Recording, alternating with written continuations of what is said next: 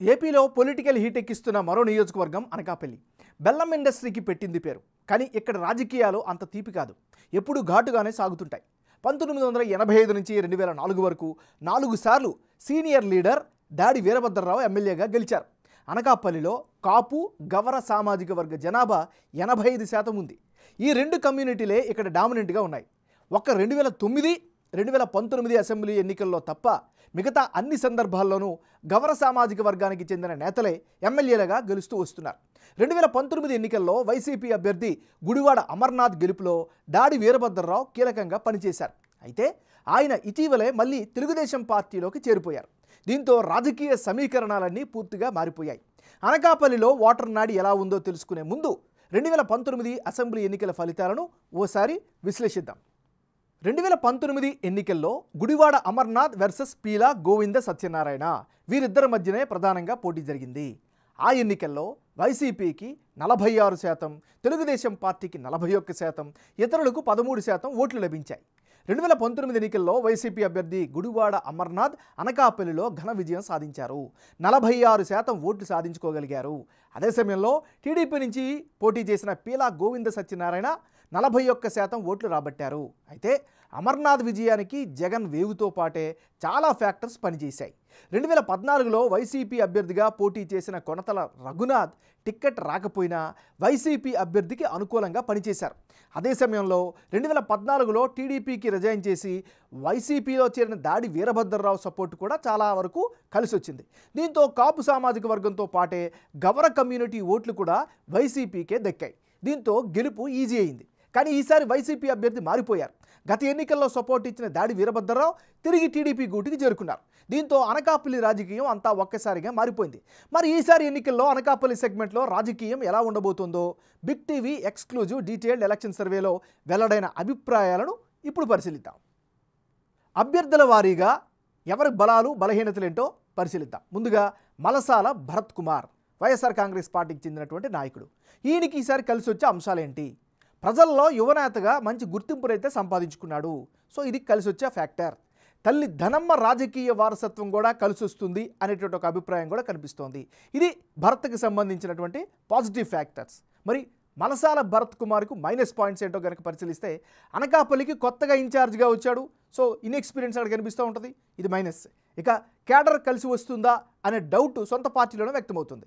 ఇక Thummapala sugar factory reopen కాకపోవడం, అనకాపల్లిలో ఏర్పాటవ్వాల్సిన మెడికల్ కాలేజీ నర్సీపట్నం తరలి వెళ్ళిపోవడంతో జనంలో అయితే ఈ అంశాల పట్ల అసంతృప్తతే కనిపిస్తుంది. ఏదేమైనా ఇది ఈయనకి సంబంధించినటువంటి ప్లస్లు మైనస్లు. తెలుగుదేశం పార్టీకి చెందినటువంటి నాయకుడు పీలా గోవింద సత్యనారాయణ. మరి పీలా గోవింద సత్యనారాయణకి ఈసారి కలిసి వచ్చేటువంటి అంశాలు ఏమిటి? అనకాపల్లిలో అందరూ గుర్తుపట్టేటటువంటి స్థానిక నాయకుడు. ఇది ఖచ్చితంగా కలిసి వచ్చే ఫ్యాక్టర్. ఇక టీడీపీ తరపున గ్రౌండ్లో యాక్టివ్ రోల్ పోషిస్తున్నారు. ప్రజల్లో తిరుగుతూ ఉన్నారు. ప్రచార కార్యక్రమాలని ముమ్మరం చేస్తూ ఉన్నారు. మరోవైపు దాడి వీరభద్రరావు తిరిగి టీడీపీలోకి రావడం కూడా ఈయనకి ఖచ్చితంగా అదనపు బలం చేకూరినట్టుగా చెప్పుకోవచ్చు. ఇది పీలా గోవింద సత్యనారాయణకి సంబంధించినటువంటి ఈసారి ప్లస్ పాయింట్స్.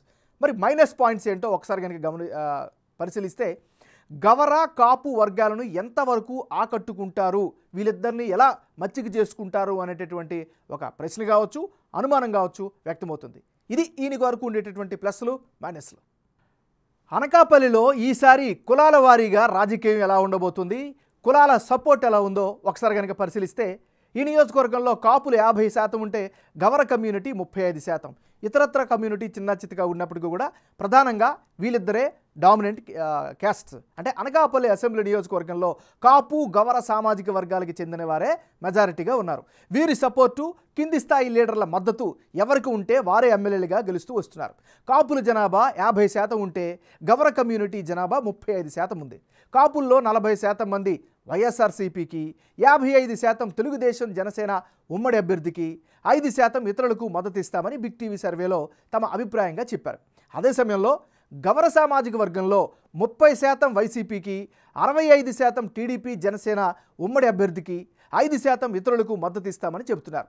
కొనతల రఘునాథు, బీరిశెట్టి వెంకట సత్యవతి వంటి వైసీపీ నేతలు గౌర వర్గానికి చెందిన వారు కావడంతో ఓటు బ్యాంకును ఎంతవరకు రిఫ్లెక్ట్ చేస్తున్నారు అన్నది కీలకంగా మారింది.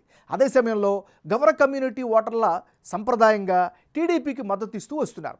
ఇప్పుడు దాడి వీరభద్రరావు కూడా తెలుగుదేశం పార్టీలో చేరడంతో మరింతగా ఓట్లు రాబట్టుకునే అవకాశాలున్నాయని బిగ్ టీవీ ఎలక్షన్ సర్వేలో తేలింది. ఇక వచ్చే ఎన్నికల్లో అనకాపల్లి నియోజకవర్గంలో ఎవరెవరు బరిలో ఉంటే ఫలితాలు ఏ విధంగా వచ్చే అవకాశం ఉందో ఒకసారి పరిశీలిద్దాం.